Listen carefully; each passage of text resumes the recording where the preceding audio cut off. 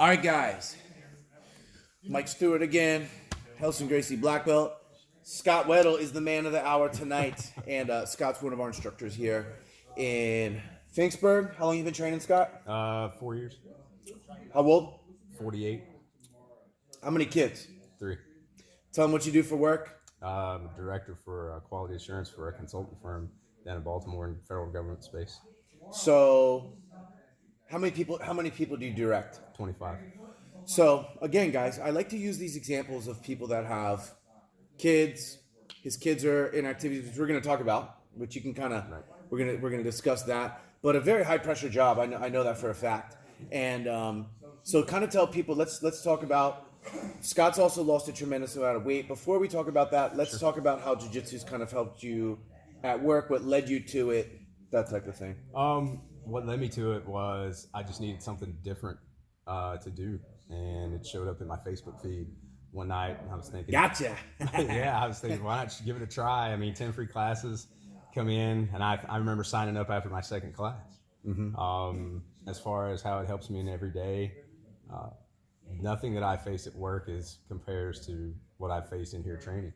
I can stand in front of government officials, and give long-winded speeches without even batting an eyelash. The confidence level is just right where it needs to be all the time. Doesn't bother me at all. Yeah, confidence and humility too, right? Like it's not like an arrogance. Right. It's you're sure of yourself, but yeah.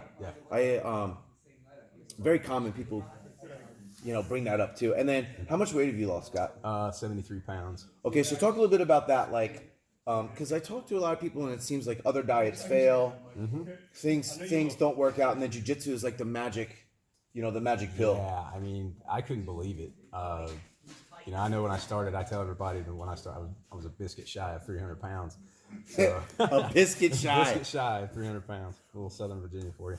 But, I power lifted when I was living in Florida and everything else, but I was just sick and tired of being overweight and tried dieting, and I would lose and then get it back. It was that yo-yo effect.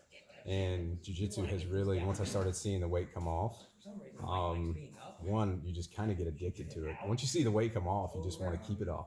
And jiu-jitsu has just been the magic to help with that, because I've been able to lose. Why do you think that is? Because I know why for me, but I think everyone's a little bit different. But why do you think that is? Why do you think that it's like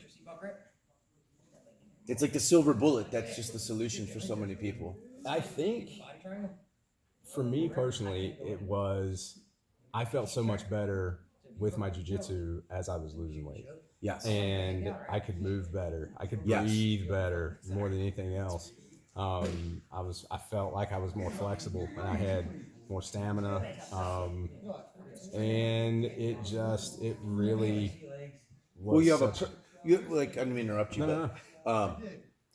I believe that when you have a purpose to get in shape, then you're more likely to stick with the goal. Right. This is very purpose driven.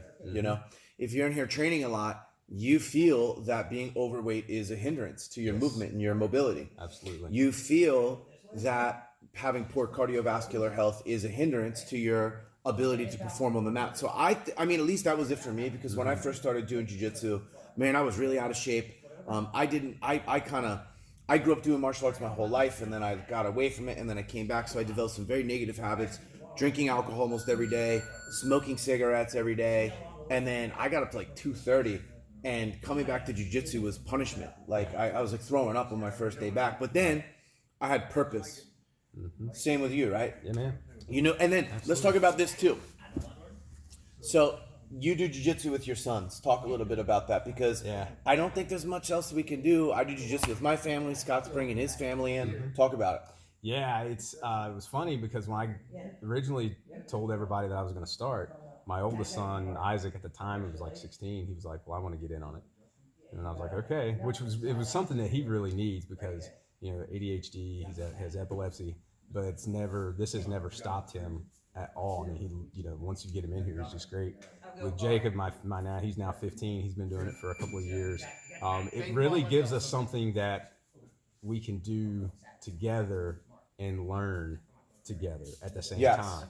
I learned from them just as much. I as don't they know learned what from else. I don't know what else exists that you can Right. do something physical.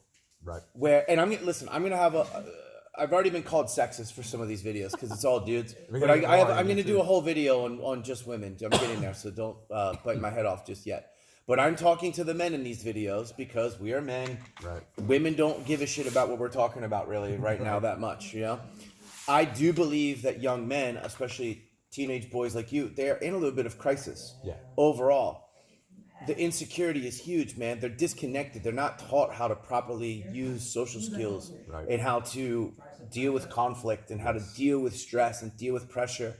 And, you know, we have to remember that it wasn't that long ago, just a couple 100 years ago, where men would take their sons out to hunt and to fish and to forage because survival depended on it. Right.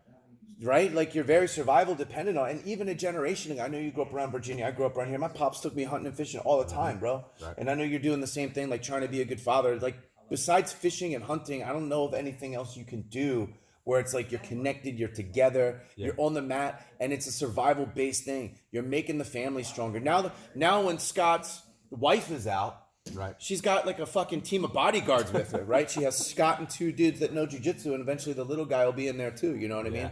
Pardon my language, but that's how it is. And, you know, that gives me a lot of pride knowing that I'm helping build stronger fathers, building a bond between fathers and sons, and just building a stronger community overall, you know? Yeah, that's awesome. I love watching them more than anything. I mean, I'm glad that I don't teach them. Yes. You know, I'm really glad that I don't teach my kids either. You know that I'm not the one teaching them because I think they grasp it better. They gravitate. But they got to listen to you all day. Yeah, exactly. They're used to. You could tell them the same thing 50 times, and this is the other benefit of this. This is me growing up as a kid in martial arts. My mom would be like, "You need to get better grades in math. You need to study your math facts. You need to study your math. You need to get better grades in math." Okay, yeah. My Taekwondo instructor would say it one time, and I would put the fear of God in me, and I would just do it. And he wasn't a mean guy. He was a super nice guy. Same thing. Scott can tell his boys something in his wife until they're blue in the face, but coming from me and you know, someone that's like more of like a mentor and not a father figure to them.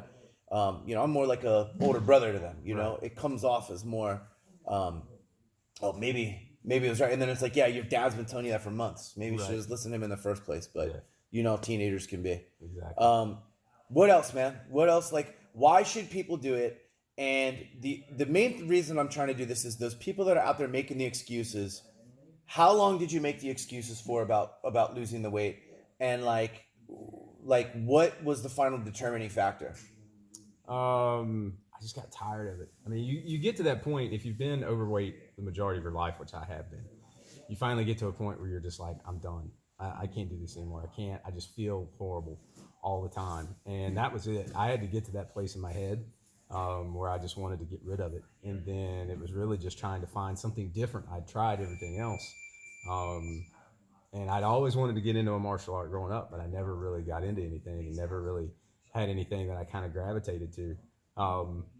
When I saw, you know, your ad, like, hey, what the heck, might as well give it a shot. And I've been hooked ever since. I mean, it's the best thing ever. You want to talk about, you know, relieving stress. You know, if you've had a stressful day in the office, doing whatever, I don't care what you do. You come in here for an hour, you don't have to think about anything else other than what is happening right then and there. You're so focused in just that moment, everything else is just blocked out. You don't have to worry about it. Because mainly you're focused about whoever's trying to choke you unconscious. You can't. It'll cost you. If you're focused on stuff that's happening at home or at the office or your business, taxes, family issues, then you pay for that.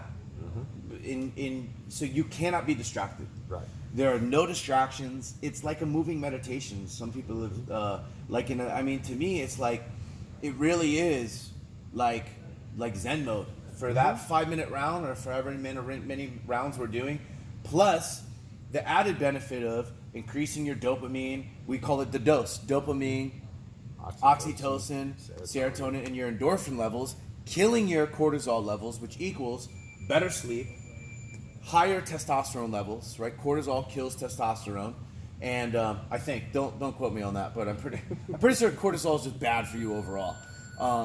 And by upping all these other good chemicals, you're just gonna leave here feeling so much better. Yeah. But Scott's a good example. I mean, again, you started when you were how old?